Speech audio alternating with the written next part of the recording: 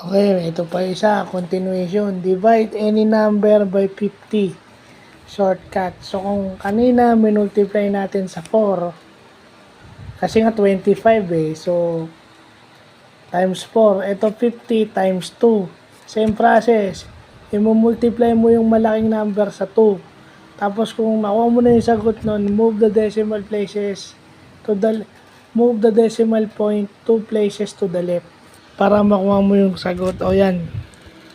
Yung example ko, yung 1,775 divided by 50. So, minultiply ko muna sa 2. Gaya ng sabi. So, lumabas 3,550. So, alam naman natin yung decimal point no, nasa dulo. So, minove ko siya. So, nakuha ang sagot 35.5. Nung chinego sa calculator, 35.5 nga yung lumabas. So, again, yun na yun. No? May mga ganito pala. Dahil mahina ka, para lang magkakumpiyansa ka, di ba? Para lang mas mabilis kang magano.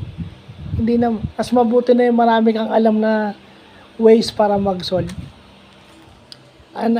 Sa computer science graduate, kailangan meron kang mga paraan. No, mabilis ka pero tama yung sagot mo kasi merong mabilis na mali eh. Di ba? Kasi yung iba, wala na daw silang kasi kaya naman daw nila yung math nila eh. May tiwala naman sila sa sarili nila. Alam nilang hindi sila mahina.